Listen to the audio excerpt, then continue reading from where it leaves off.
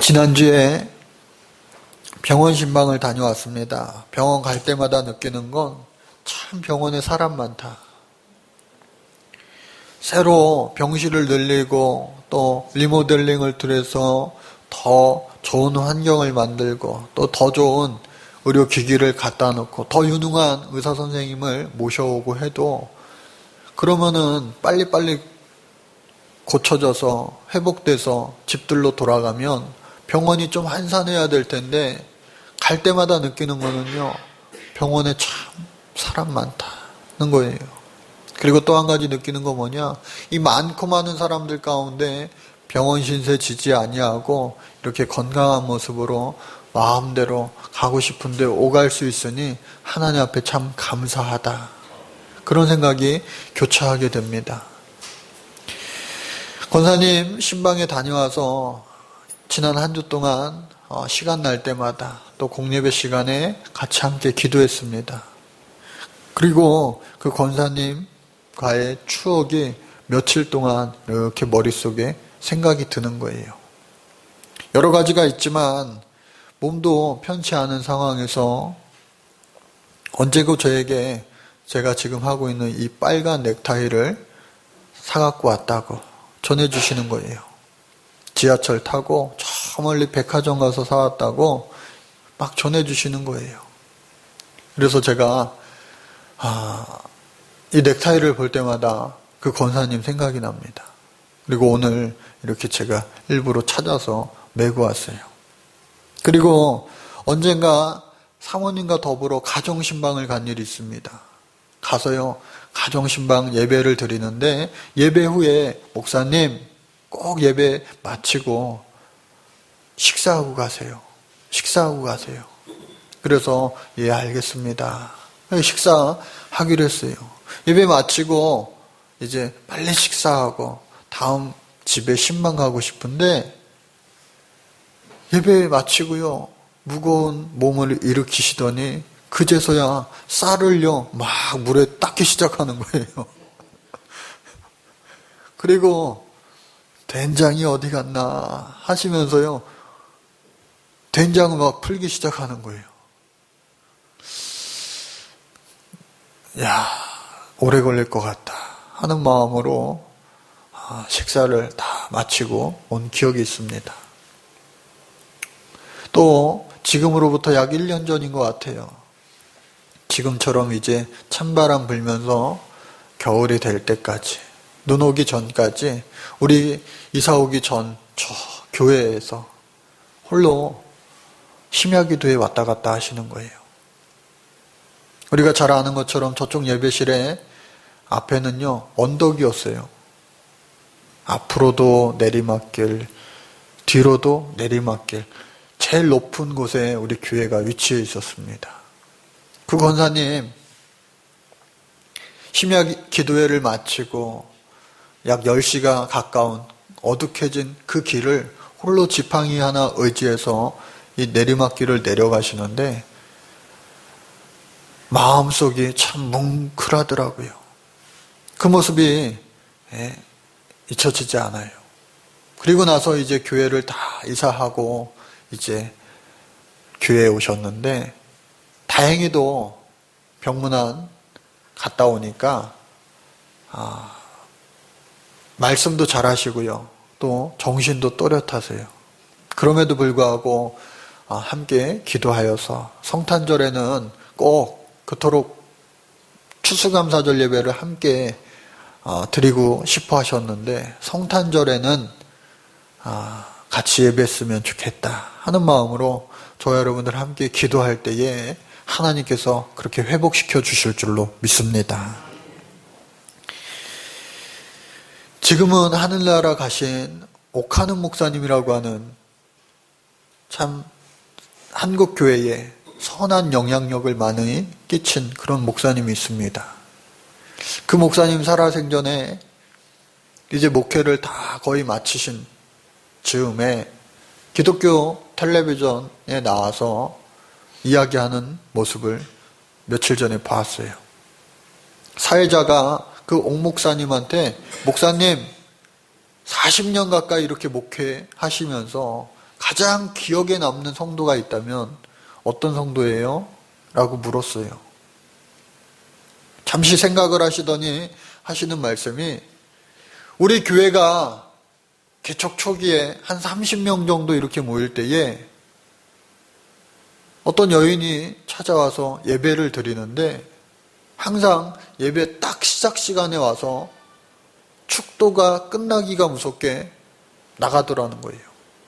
몇 달을 그렇게 예배를 드리고 몇 달 만에 이제 이야기가 되어서 가정신방을 하기로 했다는 겁니다. 교회에서 멀리 떨어지지 않은 아주 좋아 보이는 양옥집에 살고 있더라는 거예요. 초인종을 띵동 누르니까요, 그 70년도에 문이요 찰칵 하면서 열리는 거예요. 그 문을 안쪽으로 들어가서 보니까 잘 정돈된 잔디밭이 막 펼쳐져 있고, 계단 위로 대리석으로 만든 그 계단 위로 집 앞에, 현관문 앞에 딱 기다리고 서 있더라는 거예요.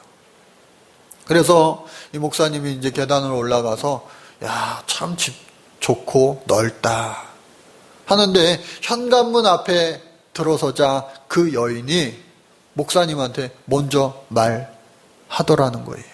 목사님, 제가 이 집의 주인이 아니고요, 저는 이 집의 식모예요. 그래서, 아, 그러세요? 그러면은 이 집의 주인 분들은 지금 집에 계시나요? 물었더니, 아니요.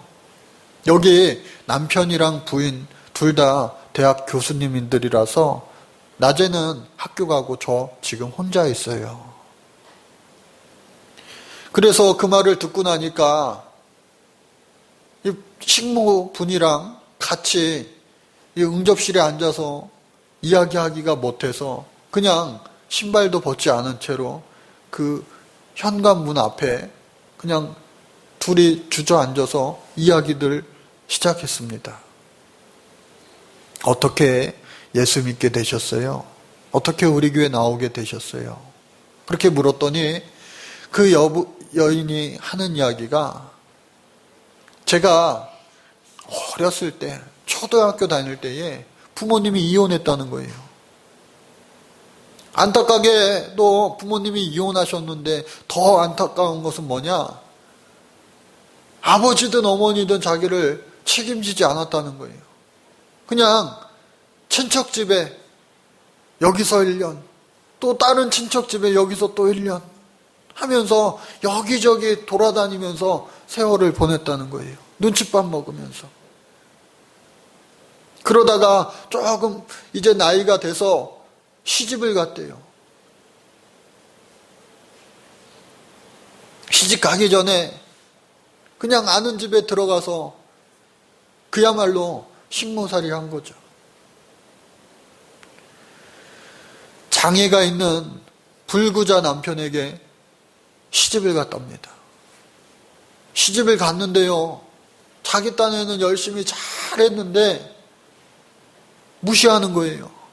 고아라고 무시하고 식모 출신이라고 무시하고, 결국엔 어느 날인가 시부모가 얼마 되지도 않은, 나이가 이제 막 20살 초반인 그 며느리를 막 심하게 때려서 쫓아냈다는 거예요. 아, 나는 장애가 있는 불구자 남편도 내게는 과분한가 보다. 그러면 내가 도대체 앞으로 어떻게 남은 인생을 살아야 되느냐 비관하면서 양잿물을 마신 거예요. 근데 양잿물을 마셨는데 죽지 아니하고 그것을 삼켜가지고 이 목서부터요, 이 위가 다 타버린 거예요. 병원에 가서 급히 수술을 해서 이 부분을 다 절제를 했습니다. 그리고 대장이랑 이 식도랑 늘어뜨려가지고 여기를 억지로 쫌맨 거예요. 그러니까 그 이후부터 그 여인은 평생을 죽만 먹고 사는 거예요. 소화가 안 되니까. 근데 그 이후에도 그의 삶은 달라진 게 없어요. 여전히 이 집 저 집을 다니면서 식모살이를 합니다. 그러던 어느 날, 한 15년 식모살이를 이렇게 하던 어느 날, 지금의 이 서울 양옥집에 식모로 온 거예요. 집 부부가 밖에 나갔을 때에 홀로 그 집안일을 하면서 라디오를, 채널을 여기저기 돌리다가 어느 날 갑자기 극동방송 채널이 잡힌 거예요. 그리고 거기서 찬양을 듣고 또 말씀을 듣는 가운데 하나님이 당신을 사랑하십니다. 예수님이 당신을 사랑하십니다. 예수님이 당신을 위하여 피 흘리셨습니다. 예수님이 당신을 위하여 목숨을 내어주셨습니다. 하나님이 당신을 사랑해서 독생자 예수를 희생했습니다. 이만큼 하나님은, 예수님은 당신을 사랑하십니다. 라고 하는 복음의 메시지를 우연히 듣게 되었는데, 평생을 살아오면서 누구로부터 단 한 번 사랑합니다. 이 사랑의 말을 듣지 못한 이 여인이 울기 시작했어요. 그리고 그 순간 그 한마디로 인하여 복음을 받아들이기 시작한 거예요. 그리고 예수님을 이 마음속으로 깊이 영접하게 된 거예요. 나를 사랑하시는 분이 있구나. 나를 위해 죽으셨다고? 그래, 그럼 나도 그 예수님 믿어야지 하면서 중생의 체험을 하게 된 거예요. 그리고 24시간 늘 찬양 듣고 말씀 듣고 기쁘고 감사하게 살다가 용기를 내어 세상 밖으로 나아갔습니다. 그리고 집에서 가까운 교회에 나가서 예배를 직접 드리기 시작한 거예요. 자신의 숨기고 싶은 과거 때문에, 현실 때문에 그냥 예배가 끝나기가 무섭게 집으로 도망쳐 오듯이 예배를 드렸고, 이제 몇 달 만에 목사님과 자신의 모든 과거에 대해서 이야기를 나누게 된 거예요. 그 이후에 그 교회에서 얼마나 열심히 신앙생활을 했는지 몰라요. 교회가 커져서 30명 정도 모였던 그 교회가 이제는 300명이 모이고 교회 건축을 하고 하면서 강남에 젊은 내노라 하는 사람들이 막 와서 예배를 드리는데, 그 틈에서도 기죽지 아니하고 추나추동 언제나 똑같은 한복을 곱게 다려입고 와서 안내위원도 하고 헌금위원도 하고, 또 평생을, 말 안 해도 식모살이가 뻔하잖아요. 평생을 어렵게 모은 그 당시 100만 원을요, 82년도에 100만 원을 건축헌금으로 하나님 앞에 드리고, 평소에도 강남 시립병원이라고 하는 가난한 사람들, 돈 없는 사람들이 입원하는 그 병원에 가서 자신의 호주머니 털어서 떡을 사가지고 떡을 나누어 주면서 내가 믿는 예수님을 그들에게도 전했다고 하는 거예요.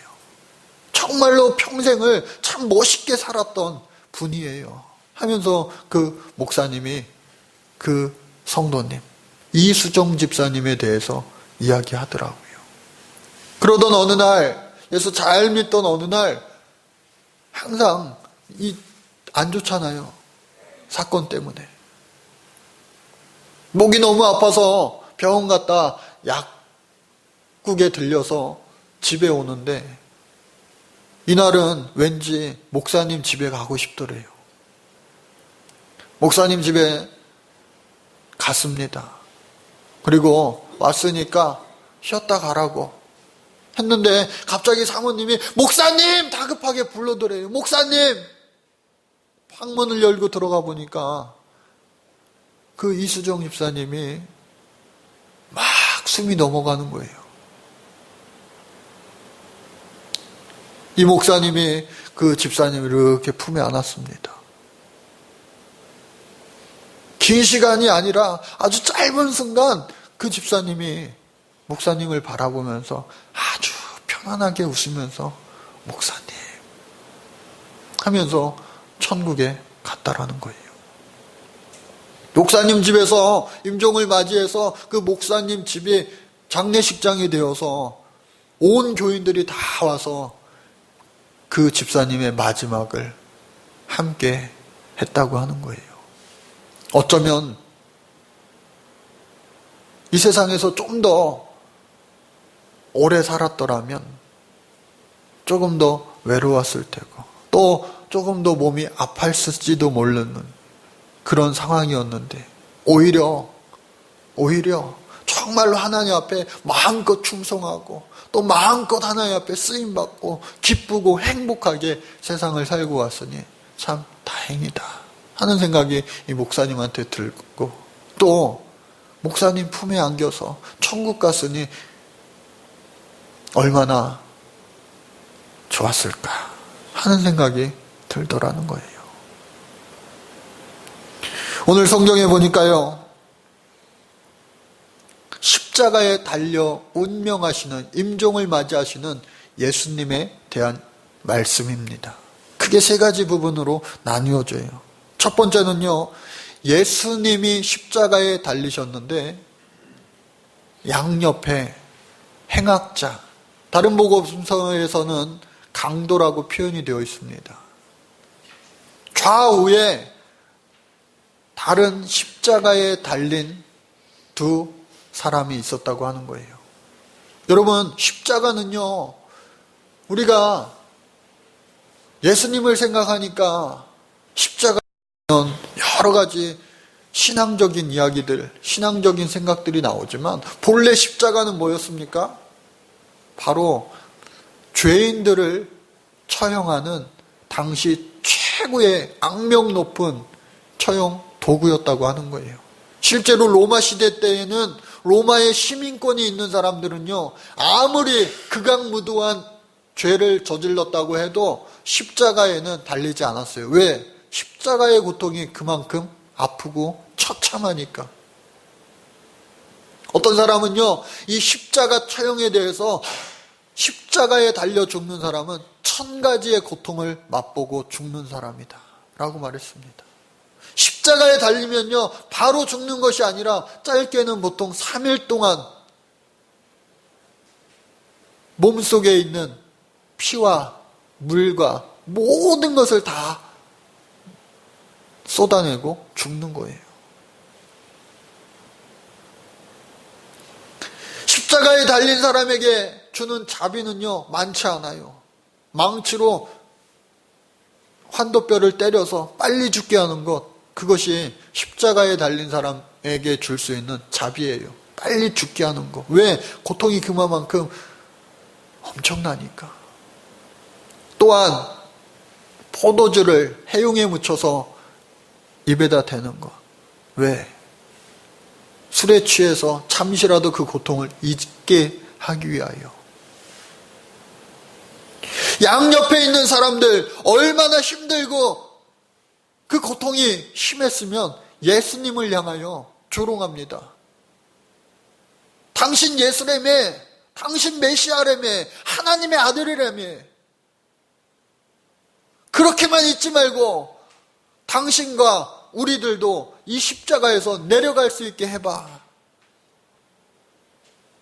끝까지 남 탓하는 사람이에요.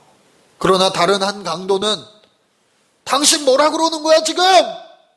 당신과 나는 십자가에 달릴 만한 잘못을 했기 때문에 십자가 처형을 당하는데 가운데 계신 예수님은 아무 흠이 없고 아무 죄가 없으신데 십자가에 달리셨어.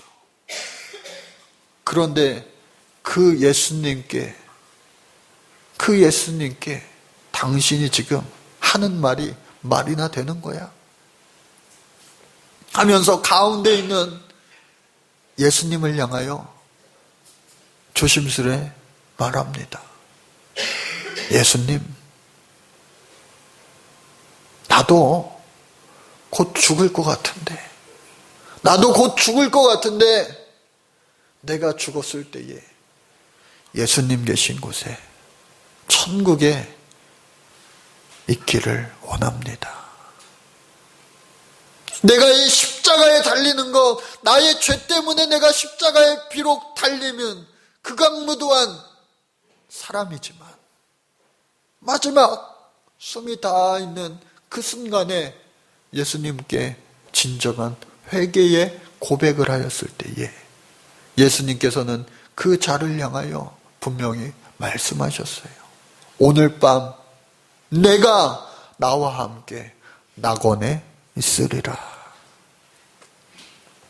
사랑하는 우리 성도 여러분, 마지막 십자가에 달린 그 순간에 예수님을 만난 이 행악자, 비록 값싼 구원일지 몰라도 예수님 분명히 오늘 밤 나와 함께 내가 낙원에 있으리라 구원을 허락해 주신 줄로 믿습니다.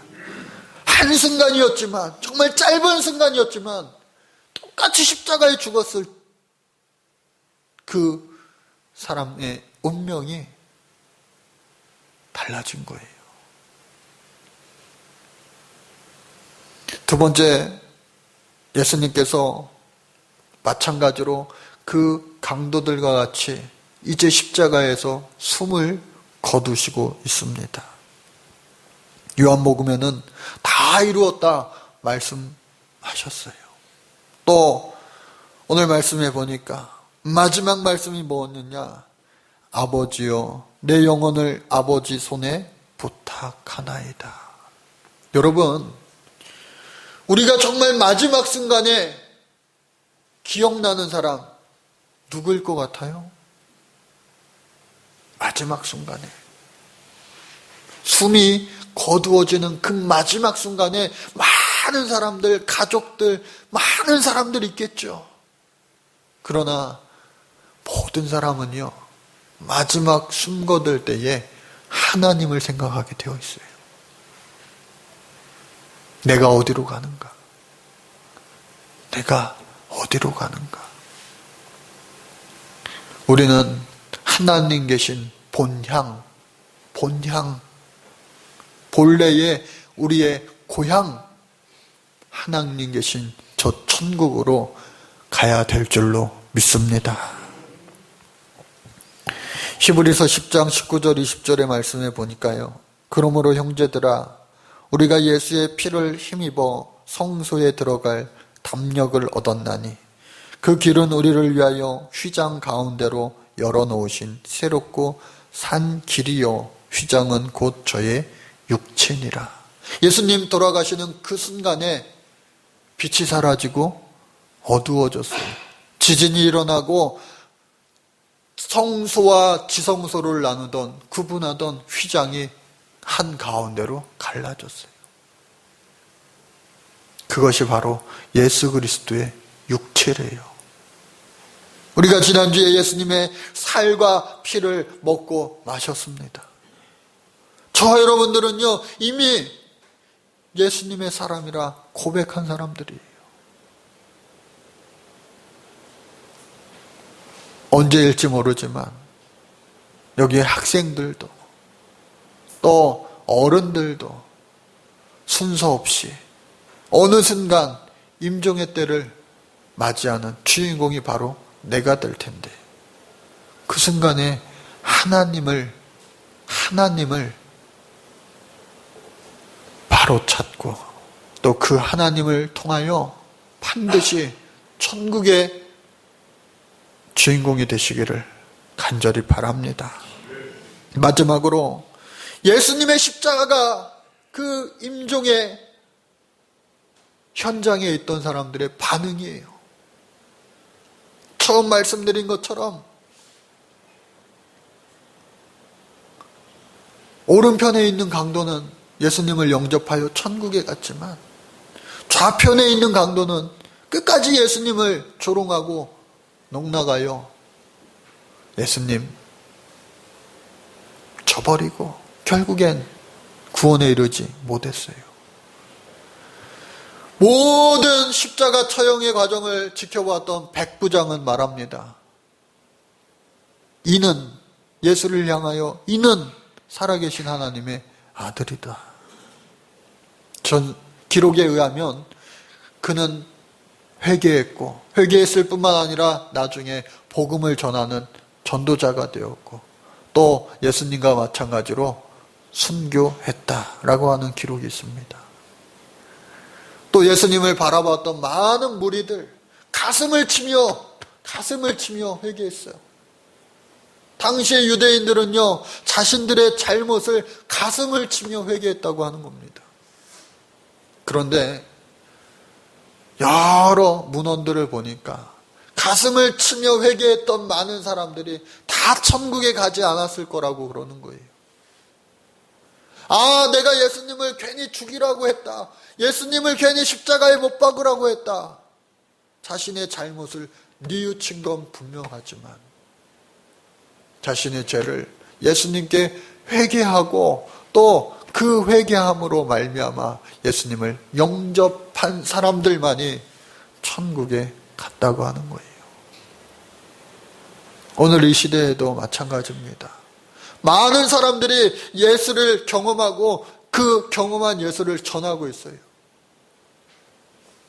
때로는 예수를 핍박하던 예수님을 십자가에 못 박게 했던 백부장과 로마 군인들처럼 살아왔을지라도 온갖 못된 짓을 다 하고 십자가에 달렸던 행악자처럼 살아왔을지라도 예수님을 영접하고 구원 얻는 사람이 있는가 반면에 나는 그래도 착하게 살아왔는데 나는 그래도 법 없이도 살아왔는데 라며 예수님을 영접하지 못하는 사람 구원에 이를 길이 없다고 하는 겁니다. 사랑하는 우리 성도 여러분, 그렇다면 우리들은 마지막 임종의 순간에 하나님께 어떻게 기억될 만한 사람이겠습니까? 또한 남겨진 자들에게 그분요? 그 권사님? 그 집사님? 그 학생? 그 누구? 어떻게 기억되시겠습니까? 바라기는 하나님으로부터 잘했다, 착하고 충성된 종아 칭찬 얻기를 바라며 또 많은 이들로부터 그분요, 그 학생이요, 그 청년이요 떠난 자리에 칭찬 얻을 수 있는 하나님의 자녀, 주인공들 되시기를 간절히 주의 이름으로 축복합니다. 하나님 감사합니다. 한 번뿐인 우리의 이 세상의 인생 가운데 하나님과 사람들에게 좋은 사람으로 인정받는 주인공 되게 하여 주옵소서. 예수님 이름으로 기도드립니다. 아멘. 우리 이 시간 같이